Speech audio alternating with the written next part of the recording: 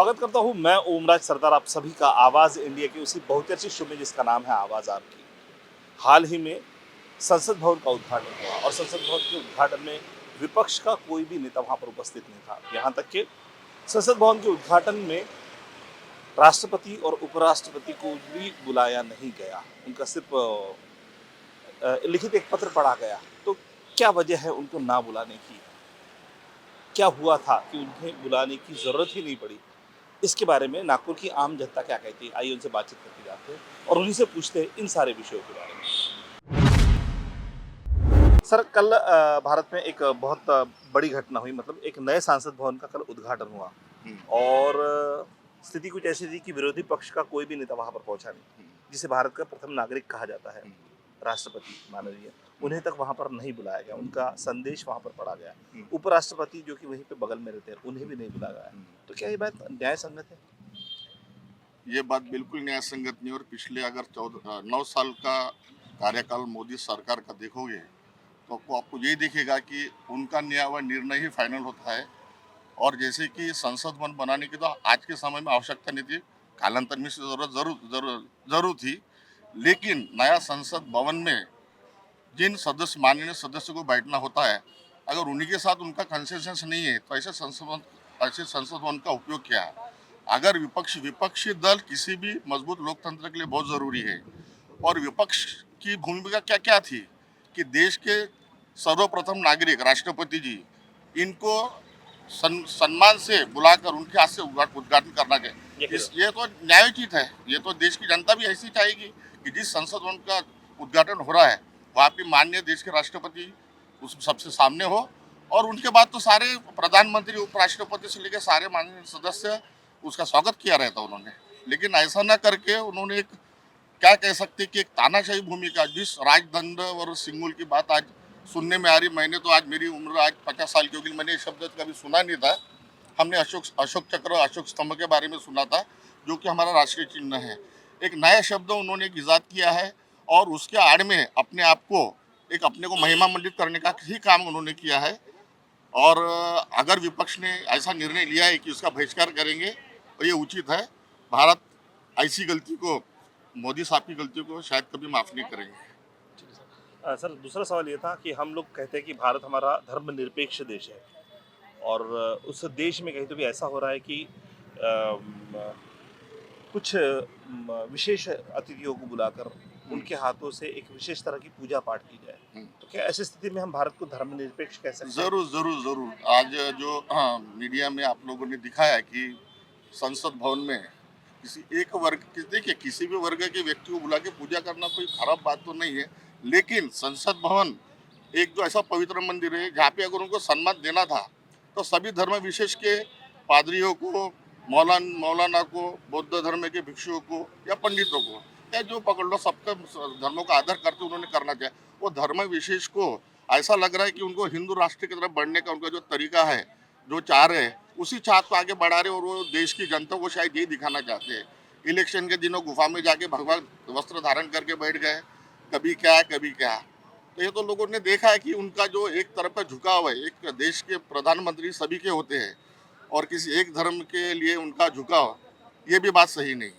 तो मतलब प्रधानमंत्री अभी देश के नहीं रहे, ऐसा आप देश कह के रहे नहीं, हैं? वो एक्चुअली किसी एक विशिष्ट बीजेपी पार्टी के प्रधानमंत्री, और बीजेपी पार्टी भी कोई पार्टी नहीं रही है। अटल बिहारी जी और मुरली मनोहर जोशी और अपने आडवाणी के साथ में उसका भी निधन हो चुका है। ये पार्टी सिर्फ अभी भारतीय जनता पार्टी, मोदी पार्टी के नाम से रह गई है। मुझे बताइए, आप किसी भी जनता से आप पूछेंगे कि मोदी सरकार के किसी 5 मंत्रियों के नाम बताइए, मुझे नहीं लगता आपको कोई बता पाएंगे। इसलिए एक में और आज मोदी सरकार का चल रहा है और वो तानाशाही को प्रदर्शित कर रहा है। सर, कहीं तो भी कल एक और घटना हुई, जो महिलाएं, स्पोर्ट्स वाली महिलाएं जो आंदोलन कर रही थी पिछले महीने भर से, उन्हें खदेड़ा गया, उन्हें मारा गया, उन्हें जबरन अरेस्ट किया गया, उनके ऊपर धाराएं लगाई गई। यहाँ तक कि उनका जो आंदोलन का स्थल था, जो संसद भवन से तकरीबन 3 किलोमीटर दूर था, जंतर मंतर में, उसे भी तोड़ के तहस नहस किया गया। तो क्या हम लोग भारत की स्वतंत्रता के 75वें साल में इस बात की अपेक्षा कर रहे थे कि जब हम लोग सत्ता परिवर्तन करेंगे तो ऐसा भी कुछ होगा? मेरे ख्याल से मोदी साहब को इतिहास पढ़ना चाहिए कि जो भारत को आज़ाद करने के लिए महात्मा गांधी से लेकर तमाम क्रांतिकारियों ने जिस चीज़ का सहारा लिया वो था आंदोलन, चाहे वो अवज्ञ असहयोग आंदोलन था या क्रांतिकारी दलों का गरम दल आंदोलन था। तो आंदोलन करके ही अपनी बात मनवाई जा सकती है अगर सामने वाला न मान रहा हो तो। और भारत देश आज़ाद होने के बाद में एक ही हथियार जनता के पास था, तो लोकतांत्रिक तरीके से वो आंदोलन करके अपनी बातें मनवा सके।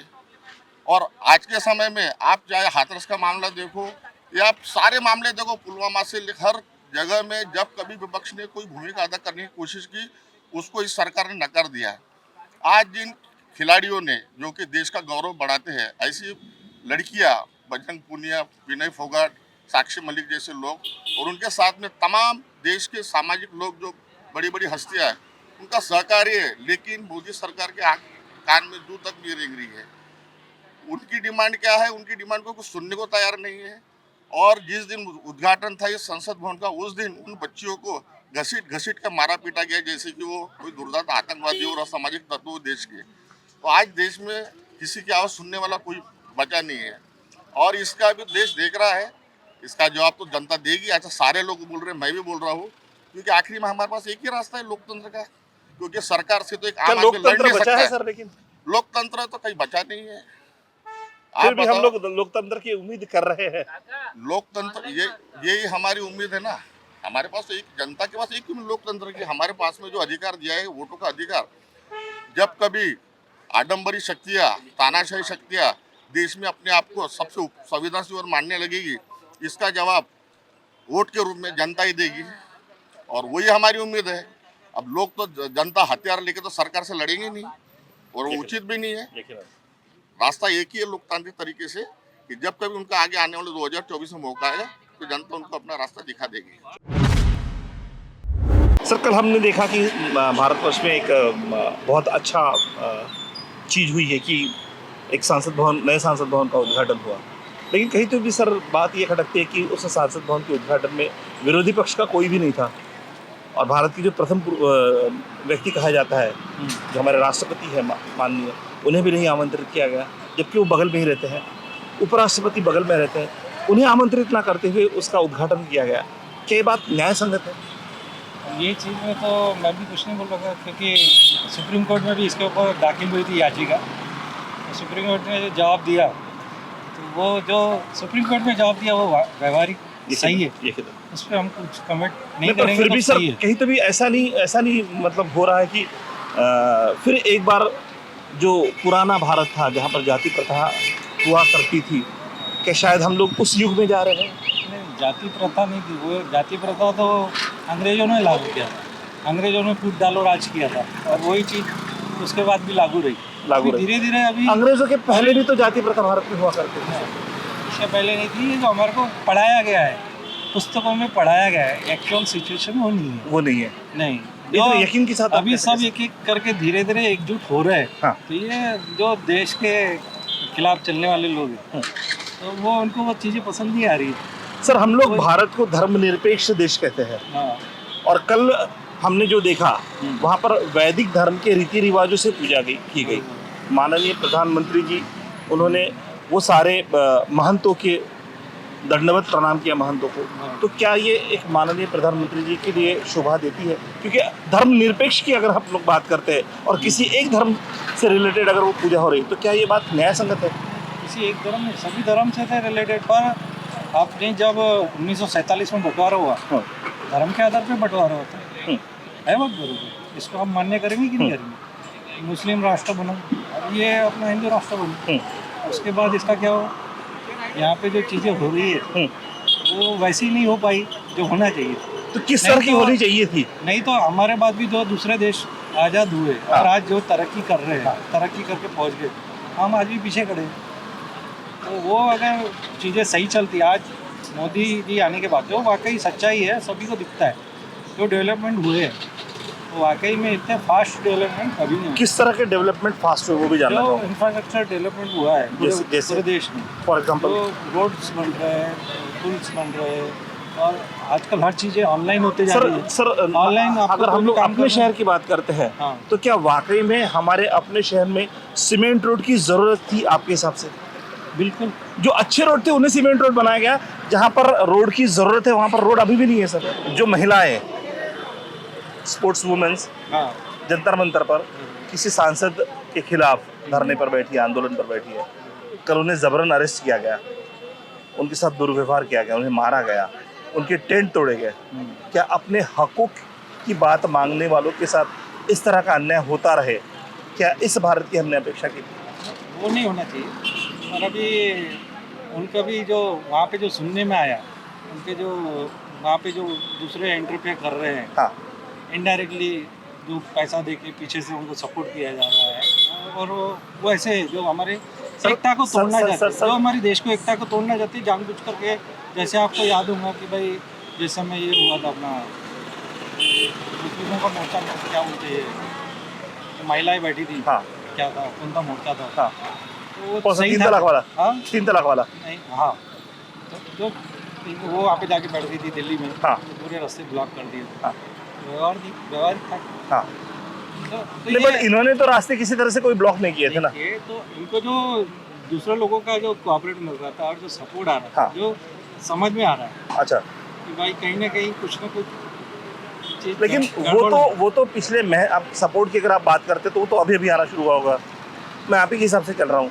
पिछले महीने भरे से वो सिर्फ एक भी बात की मांग कर रहे हैं कि उनके ऊपर जो यौन उत्पीड़न हुआ है उसके खिलाफ उस सांसद के ऊपर कार्रवाई हो। क्या पुलिस डिपार्टमेंट को इतने हक है कि वो ये डिसाइड करे कि आप मुजरिम हो या नहीं, या फिर ये सारे हक कोर्ट के पास है? वो तो आप केस डालेंगे वो केस ही तो नहीं बना रहे हैं पुलिस डिपार्टमेंट। वो तो उसमें हम भी कुछ नहीं बता नहीं तो सकते ना, उसमें वजह क्या हो सकती है सर? क्योंकि रूलिंग पार्टी के सांसद के खिलाफ है। हाँ। नहीं, इसमें तो आप अगर ये केस नहीं बना रहे तो आप कोर्ट में जाके केस फाइल कर सकते हैं ना। कोर्ट ने बोलने के बाद उन्होंने पोस्को लागू किया, पर पोस्को में उन्होंने वो सारे एलिगेशंस लगाए हैं जो सबसे नॉर्मल है। और कहीं तो भी न्यायपालिका ये भी कहती है कि जिस बंदे के ऊपर पोस्को लगाया गया है, अगर वो फाइनेंशियली, वो फिजिकली और वो पूरी तरह अगर स्ट्रांग है, वो अपने गवाहों के ऊपर किसी तरह से कोई दबाव ला सकता है तो उसे तुरंत अरेस्ट किया जाए। लेकिन अभी तक कोई अरेस्ट हुआ नहीं है, जबकि न्याय विभाग ये कहता है अभी तक अरेस्ट नहीं हुआ है। तो क्या ये रूलिंग पार्टी के सांसद होने की वजह से अरेस्ट नहीं हो रहे? क्योंकि आपके और मेरे ऊपर अगर पोस्को लग जाता है तो हम विद इन आवर अरेस्ट हो जाते हैं। तो क्या ये न्याय सबके लिए समान हो रहा है अभी भी? ये अभी इसके बारे में मैं ज़्यादा बोल नहीं पा सकता। सर, कल सांसद भवन का उद्घाटन हुआ और कहीं तो भी वो उद्घाटन में विरोधी पक्ष तो कोई नहीं आया। साथ ही साथ उसी के बगल में राष्ट्रपति और उपराष्ट्रपति का निवास था, उन्हें भी नहीं बुलाया गया और उद्घाटन कर दिया गया। तो क्या ये बात न्याय संगत है? नहीं, न्याय संगत नहीं है। मेरे ख्याल से विरोधी पक्ष वालों को भी बुलाना था, राष्ट्रपति उपराष्ट्रपति को भी बुलाना था। यानी संसद बोले तो सबके लिए तो पहला मान तो राष्ट्रपति और उपराष्ट्रपति का होना चाहिए। देश का प्रथम नागरिक, हाँ, प्रथम नागरिक होने के नाते भी उन्हें पहले बुलाना चाहिए था, लेकिन वैसे नहीं किया गया। नहीं किया गया। तो क्या ये उचित है? मतलब देश, हम लोग जो बोलते हैं कि हमारा देश धर्मनिरपेक्ष है, तो क्या हम लोग ऐसा मान सकते हैं आज की स्थिति में? नहीं मान सकते, क्योंकि सबसे बड़ी क्या बात वजह हो है, सकती है सर उपराष्ट्रपति और राष्ट्रपति को न बुलाने की आपके हिसाब से? अभी मेरे हिसाब से तो नहीं बता सकता अभी उनकी क्या पॉलिसी क्या नहीं, लेकिन मेरे हिसाब से माननीय राष्ट्रपति जी को बुलाना चाहिए था, क्योंकि वो कहीं ऐसा तो नहीं कि माननीय राष्ट्रपति की निचली जाति से है, उस वजह से उन्हें ना बुलाया गया हो?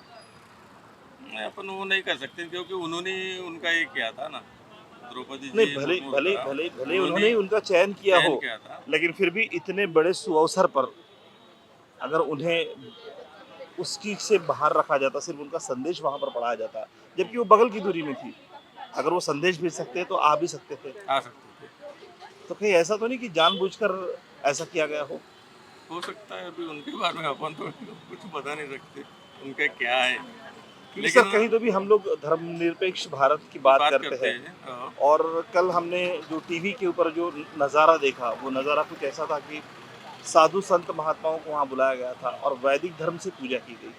तो क्या वाकई में भारत सनातन धर्म मतलब धर्मनिरपेक्ष भारत बच चुका है? क्योंकि प्रधानमंत्री जी उन्हें साष्टांग दंडवत कर रहे हैं।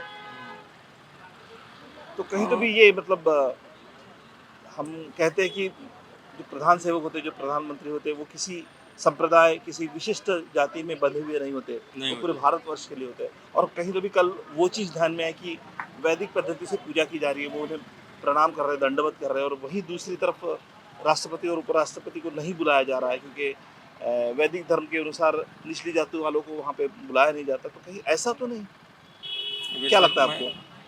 वैसे उसके बारे में तो मैं बता नहीं सकता, कि मैं यही कर सकता हूँ कि माननीय राष्ट्रपति जी मुर्मू जी को बुलाना चाहिए था अनिवार्य था और वो तो, अनिवार्य था, क्योंकि वो देश की प्रथम नागरिक। नागरिक है। और दूसरी बात, विरोधी पक्ष वालों को भी बुलाना चाहिए था, क्योंकि क्योंकि इतनी बड़ी एक वास्तु का इनॉग्रेशन था, तो वहाँ पर सभी लोग होने चाहिए थे। सभी लोग होने चाहिए थे। तो हमारा देश किस ओर जा रहा है आपके हिसाब से, क्या कहेंगे? अभी देखो, सनातन धर्म की क्या ये सनातन धर्म है? हम्म, इसे हम सनातन धर्म कहेंगे? सनातन धर्म तो वो होता है सर जो सभी को लेके चले, वो लेकिन उन्होंने किया नहीं ना वैसा। और यहाँ पर वैदिक धर्म से पूजा हो रही है, वैदिक तो क्या धर्म हम लोग उसे सनातन धर्म कह सकते हैं? नहीं, वो भी नहीं कर सकते। वहीं सर दूसरी तरफ महीना भर से जो स्पोर्ट्स की बच्चियाँ आंदोलन कर रही है जिस सांसद के खिलाफ, जबकि सांसद भवन से 3 किलोमीटर की दूरी पर जंतर मंतर में वो लोग बैठे थे आंदोलन करने के लिए, वहाँ उन्हें डिटेन कर दिया गया, उनके साथ हाथापाई की गई, मारा गया उन्हें, और उनके आंदोलन के सारे टेंट तोड़ दिए गए, उनको तहस नहस। मतलब क्या इस भारत की हम लोगों ने कल्पना की थी? ये क्या हम लोग लोगों ने जो अपने धर्म, लोकशाही में है ही नहीं ना, लेकिन अपन भारत को लोकशाही देश कहते हैं, दुनिया का सबसे बड़ा सत्ता है। परिवर्तन क्या हम लोगों ने इसलिए किया था, इस तरह के व्यवहार होने के लिए हमारे साथ? वही तो।